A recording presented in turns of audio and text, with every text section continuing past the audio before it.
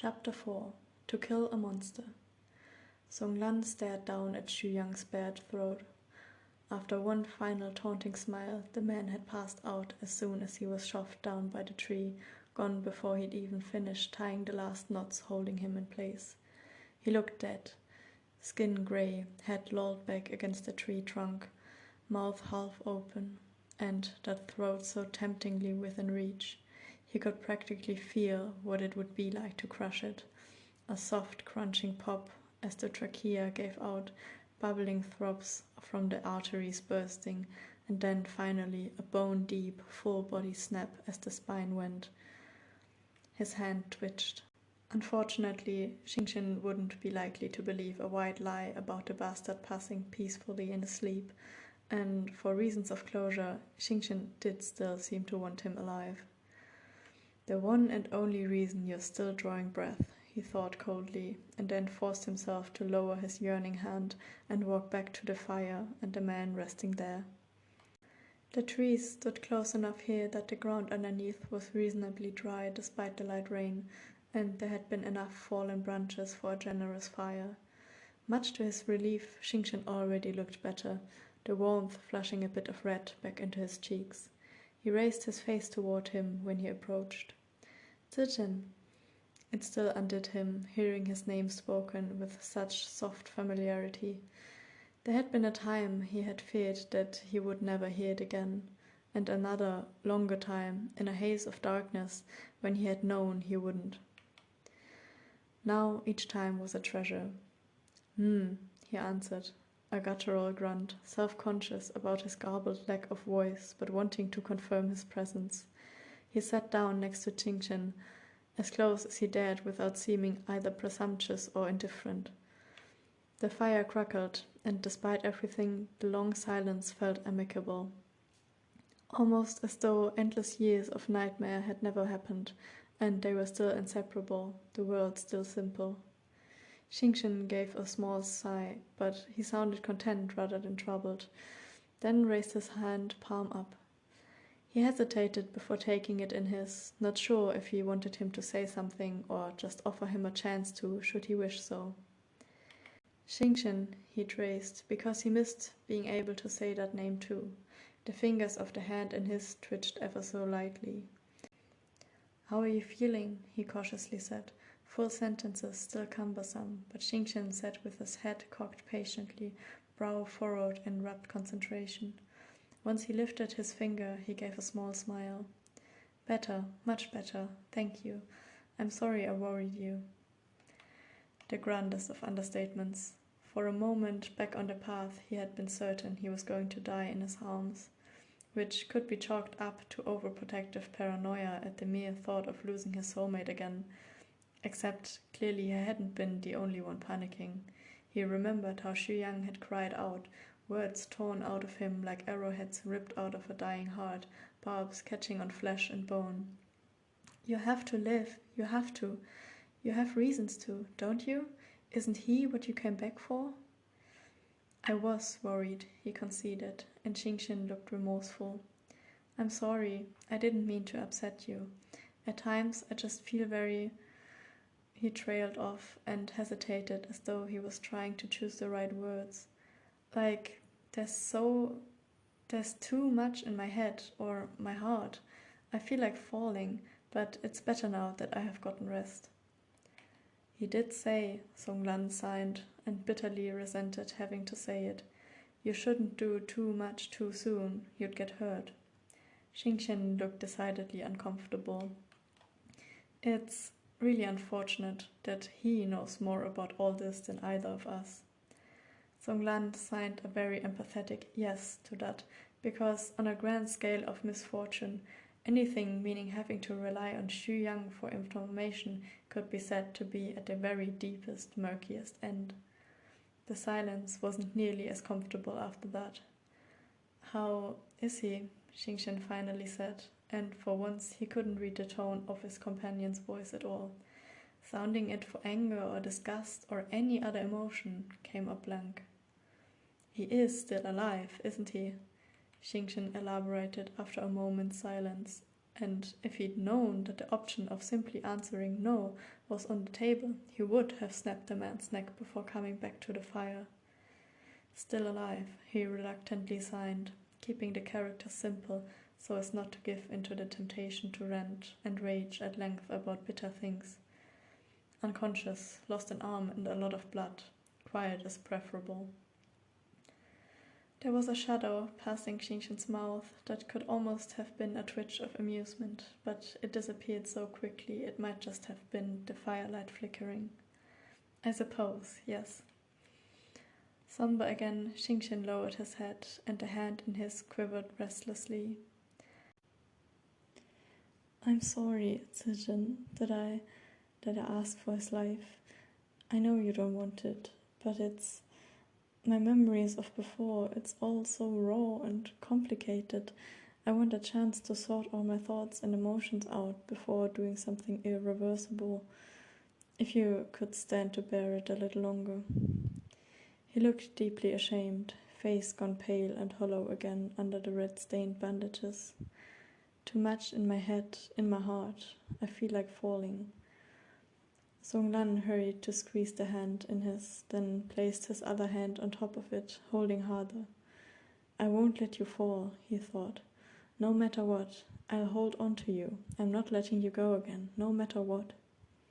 I will wait, he signed, finger just a little unsteady, movements jerky. Until you're ready. Take your time, whatever time you need. I will always wait for you. Xingqian smiled at him, unsteadily, but it was a real smile, the relief palpable. Thank you. And while the thought of having to rely on information from Xu Yang left the very bitterest taste in his mouth, if it meant helping Xiao Xingqian recover, he could suffer him living a while longer. That pale throat wasn't going anywhere. He'd get to wrap his hands around it and see the life squeezed out of the snake's eyes yet.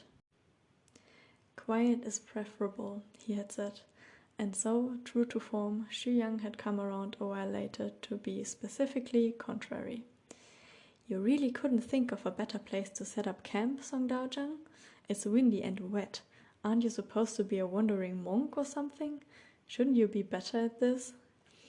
He shouldn't be taunted into giving the satisfaction of glaring, but the sing-song voice managed to find a way to grate on his every last nerve. Of course, the scowl only made Xu Yang's grin wider, triumphant. We're only resting here for a short while, Xingqian said evenly. This is sufficient. There's a small settlement a few hours down the road, Daozhang. And it was infuriating how ingratiatingly helpful the man switched into being the moment it was Xingqian addressing him. They'll have food and can probably be persuaded to lend a room for the night. Xingqian frowned slightly, looking vaguely disoriented. Aren't we on the eastern road? Place is new, Xu Yang elaborated gently. Or newish. It's been there a few years. Lots of people upped and left the city. Some of them settled there. Upped and left, as though people hadn't had reason to flee when their world was studiously ripped into pieces, the living replaced one by one with restless dead. He had a vague flash of shadowy memories from that time, bad ones, and firmly stuffed them somewhere deep inside where you wouldn't have to look at them. Unfortunately, it wasn't a bad idea. Xingqian hesitated, but seemed to reach the same conclusion. We'll keep walking a bit longer, then. Are you sure you've rested enough, Daozhang? Xu Yang beat him to asking, a hint of laughter and gentle teasing to his voice, utterly belying the steady, stark look in his eyes. It's not like we're in a rush anywhere. Xingqian just bowed his head slightly in half a nod, then stood and started scraping dirt over the remains of the fire with his foot. I'm fine. I would feel better walking, I think, if both of you agree. He hesitated a moment to affirm. Songlan agreed, standing and giving his arm the lightest of touches before turning to the tree and the unfortunate burden awaiting him there. I don't know, Xu Yang said as he approached, sprinkling unsettling laughter into every sentence like a creative punctuation. This is a very comfortable tree Song Daozhang found for me. Maybe we should. He was cut off when Song Lan very firmly pressed a single finger to his lips, forcing down revulsion at the touch, one final warning for him to shut up before he would indeed have a very tragic accident of the throat-crushing variety. He felt the soft mouth quirk mockingly against his fingertip, and Xu Yang made a show of flashing his eyes wider, baring his canines, but he did have the sense to stay silent. He untied the tether and hoisted the bound man to his feet, nowhere near bothering to be gentle, feeling not one bit ashamed at himself for taking dark satisfaction in the way Xu Yang sucked air through his teeth when his wounds were roughly jolted. It had almost stopped raining, the dust and fog finally clearing from the air as they returned to the road, and on old ingrained habits, Xingchen fell easily into step with him. If it hadn't been for the extra pair of uneven footfalls trudging along behind them, it could almost be the way things had once been. I am Shao Xingchen. This is my friend, Song Lan. If his voice hitched for the briefest heartbeat on the word friend, Shao Xingchen's face didn't show it, and Song Lan found himself swallowing down something hollow and sharp lodged in his throat. That he could ever, in any world, in any lifetime, have been fool enough to throw that friendship away seemed the most inconceivable madness. The meek little family they had encountered at the settlement cautiously bowed and looked between them, then onward to the tied-up Xu Yang, his torn, bloodied clothes and absolutely beatific smile, clearly waiting for further introduction or at least some semblance of explanation. We were wondering if you might have a roof for us to rest under tonight, Xingchen continued instead, seemingly oblivious, mild and friendly as always. We will be no trouble, and if there's anything we can do to repay your hospitality with aid, please let us know. The farmer exchanged a quick glance with what was likely his wife and looked back with another small bow. It's not much, but if you want, you can rest in the empty stable, worthy Dao Zhang. Xingchen's gentle smile was radiant. Thank you so much. Have you come from the city, Dao Zhang? The supposed wife asked, nervously fidgeting with a sleeve, two large-eyed children poking out from behind her skirts. We heard it's worse than ever there, that there's nothing alive anymore, only fierce corpses and ghosts. Xu Yang gave a very inappropriate, amused huff, no doubt pleased with the roundabout reputation of his good work, but if Xingchen had heard him, he ignored it. Yi City is now desolated, neither living nor dead walk there anymore, but the dust is poison, so it is still wisest to stay away. The farmer and his wife nodded, though she looked as though it was news both welcome and devastating. He supposed learning of once-known friends laid to rest was better than the thought of them forever roaming, but death was still grief all the same. Please, this way, Dao Zhang, the farmer said. My daughter will show you where you can rest. Thank you, Xingchen repeated with a final kind nod, and while the girl their host indicated gave them an almost terrified look and made a wide detour around the bloodied Xu Yang, she braved on to lead the way. The stable was a simple shack, little more than a roof, a hard earthen floor and four walls, more gaps than plank. It would keep most of the rain and wind out, though, more comfortable than staying in the open forest. Do you need anything else? The girl timidly asked, eyes darting to Xiao Xingzhen's face several times before finally letting the words tumble out, clearly unable to hold back her questions any longer. Did your prisoner do that to your eyes, Dao Zhang? Xingchen flinched minutely, then lowered his head. Yes. There was an audible noise of disbelief from Xu Yang, like the air had been physically knocked out of his lungs. Oh, I'll get some warm water and bandages for your wounds, the girl said, eyes flickering fearfully to the bound man before she scurried off. Lying to strangers for sympathy now, Dao Zhang? Xu Yang hissed, eyes wide and head tilted, and he sounded furious. Don't lies and deceit go against your teachings? The teachings speak of the flow of things and how one thing leads to another, Xingchen calmly stated.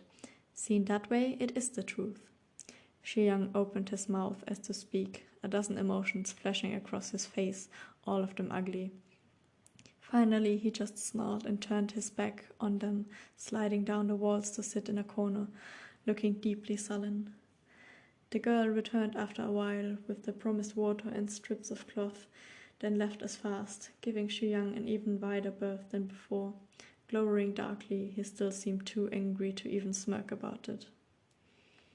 Songlan laid a light, questioning touch on Xingzhen's forearm as his companion raised his hand for the soaked, rustied bandages covering his face, and he started somewhat, then smiled ruefully. "Ah, it's fine, Zichen. I'd rather do it myself." He had a feeling Xingzhen would prefer his privacy, but he still couldn't tear his gaze away as the cloth was stickily peeled from bloodied skin, laying bare the devastation beneath. He watched in silence as Xingzhen slowly and methodically washed his face, and it hurt deeply, knowing what had caused the damage, and for whose sake it had been dealt. "This is very kind," Xingzhen said with surprise when the farmer and his wife came carrying 3 bowls of soup a while later. "We are thankful for your generosity, but I fear we have no way to repay you." "Actually," the woman said, glancing at her husband for confirmation, then bowed, "we had hoped we could ask for some of that aid you offered, Dao Zhang." Xiao Xingzhen tilted his head slightly in inquiry. "What can we do for you?" "These valleys, it's always been a place of negative energy, even before, and since the city fell to the dead, the resentment has drawn in angry spirits and monsters," the farmer said. "This last year they've become bolder than ever. When our little boy was gathering firewood in the woods up the road," his eyes suddenly filled with tears and his voice gave out. "We only found a foot, still with his little shoe on," the woman finished, a helpless broken fury behind her tears. "He was only 7. A look of grief passed across Xingzhen's face, compassionate heart clearly already engaged. "And you need help getting rid of the monsters?" "If you would, worthy cultivators," the farmer said, voice small. "This life isn't much, but it's all we have. The children daren't go outside anymore. We can't lose anyone else." Of course, Xingzhen agreed to help, without a moment's hesitation, and while Songlan knew it could have never been otherwise, Xingzhen could have never been otherwise, he felt a brief sting of apprehension all the same. "A night hunt," Xu flatly echoed his thoughts from the corner once the couple had left, clearly even less thrilled with the idea than himself. "After everything I told you, after even Song Dao Zhang asked you to rest, you want to go on a night hunt." Xingzhen gracefully sat down and lifted the bowl of soup to his lips to blow lightly on it, at peace, as in no hurry to answer. "We did offer aid in return for their hospitality," he finally said, and if Songlan had known him better than anyone, he could have sworn the elevated serenity was played up for the sole purpose of causing aggravation. "And they asked for it. Of course we will help." "You offered aid," Xu fumed. "Normal people pay in coin or useless pretty platitudes." "Helping is our highest purpose," Xingzhen stated. "We travel the world and we help people. You might remember from when we first met. It was always our creed." Xu looked as though he'd just bitten into a particularly unripe lemon and spat something unintelligible under his breath. Xingzhen already returned to his soup, drinking it slowly as though performing the finest tea ceremony. Having the sense to realize he was being not only overridden but ignored, Xu turned his murderous glare on Songlan and gave a jerky nod at his bowl parked next to his knee. "Are you going to untie my arm, or will you break your precious creed by having me starve to death?" "I can pour it down your throat if you like." He let Fushu ride briefly onto the earthen floor and earned himself a flash of teeth completely devoid of that unbearable mirth. "Hilarious. You're just hilarious." Since there was no single version of events where he would ever consider untying Xu ever again, he did settle for picking the bowl up and holding it in front of his mouth, not about to disturb Xingzhen's harmonious supper by actually throwing it in a man's face. Not unless given a reasonable good excuse. He could easily see at least 10 excruciating deaths of his play out in Xu Yang's eyes, but if there was one single thing to be said for the vile rat, he was a survivor first and foremost, and he submitted to the procedure without comment, leaning forward to drink the offered soup in very expressive silence. "Will you join me, Zijin?" Xingqian asked when he was done, and he disdainfully turned his back on the seething man in a corner to sit with his friend. Xingqian casually rested his right hand turned palm up in his lap, an open invitation to take it and speak. "Is it wise?" he asked, foregoing eloquence for efficiency. "The night hunt?" "Yes." Xingqian looked thoughtful, setting his empty bowl aside. Song Lan not so discreetly nudged over his own full one. "I believe it will be fine. It's not physical exertion that tires me. It would feel good to stretch all my senses again, I think. The focus might do me good." "Don't do too much too soon." Xingqian smiled minutely at him, just a slightly odd tilt to it. "Are you ganging up on me now?" "Just don't want you hurt," he settled on, once past the absolute affront of the statement. Xingqian briefly turned his hand around to squeeze his in reassurance. "I'll be careful, I promise." And he had to press his eyes closed, his half-dead heart giving a painful throb as Xingqian added, so quietly only he could possibly hear, "With you at my side, I know everything will be all right." They had gotten a few hours of rest in before midnight. Xingqian and Xu Yang both still looked more dead than alive once asleep, Song Lan noted, keeping silent vigil. With the hour of the upcoming night hunt approaching, the former awoke actually looking refreshed, and the latter was predictably causing trouble. "You're going without me? You're leaving me?" Xu Yang sounded shocked to the core, as though the obvious course of action was the one thing he could never ever have foreseen. Song Lan would have preferred to just go without paying him any heed, but Xingqian just couldn't help himself, half turning over his shoulder to explain. "You're still wounded." "And useless," Song Lan supplied in the back of his own mind. A murderer, frankly far more dangerous and untrustworthy than anything waiting out there. "We should be back by dawn." Xu Yang bared his teeth, but his eyes were wide with something other than madness, the same too bright, sharp-edged distress that had flashed through as Xingqian drew his first breath in his casket, and again on the road the day before. Seeing Xingqian turn around to walk away, the raw expression snapped shut, and then he laughed instead, lips drawn into the widest, most deranged grin. "And what about these poor defenseless people, Xiao Xingqian Daozhang? Will you leave them alone with me? Aren't you worried something awful might happen to them?" His voice was low and silken, and Xingqian froze halfway out the door, then turned back. "You can't hurt them," he said, but uncertain, as though unclear whether it was a statement or demand. Xu Yang just laughed shriller, all his teeth bared now. "Are you absolutely certain?" Pressing his lips together, Song Lan touched Xingqian's wrist, and he looked confused for a split moment before raising his hand to listen, as though he still expected a voice rather than sudden touch to address him. "He's manipulating you, don't let him." Despite himself, the strokes were short and agitated. Xu Yang never stopped laughing, a low, full-throated chuckle that made his skin crawl. "I know," Xingqian said, sounding a bit helpless, "but even so—" "Do you really chance it?" Xu Yang whispers, and the way he sweetly tilted his head made it clear he knew he had already won. Feeling his hand twitch hungrily for that throat again, feeling it shudder all the way up to his arm, Song Lan walked back in silent fury to yank the man to his feet, sparing Xingqian the decision. He knew it must have hurt, but Xu Yang only kept laughing quietly, a purring, satisfied sound now. "One single word more out of you and I'll gag you," he had Fu Shui flare onto the ground, wishing not for the first or last time for ink and paper. Xu Yang's smile for him was sweet as blood and syrup. "I'll be quiet," which was technically 3 words and pushing it, but he settled for giving him a rough shove out the door, past Xingqian, who looked very torn about it all.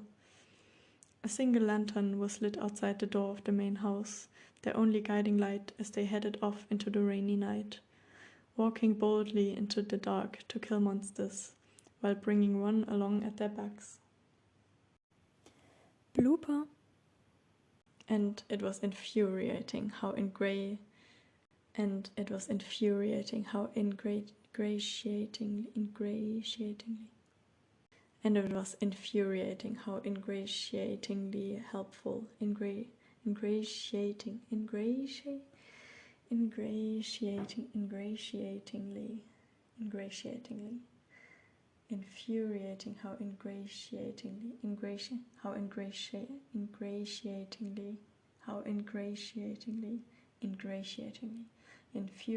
how ingratiatingly and it was infuriating how ingratiatingly.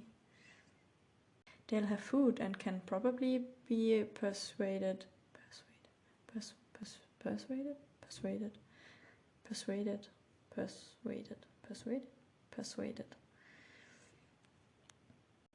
Shi Yang gave a very inappropriate. Xiao Xingzhen tilted his head slightly in inquiry.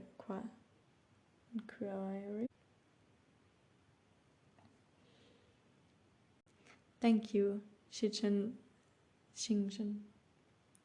Thank you, Xingzhen repeated. Xingzhen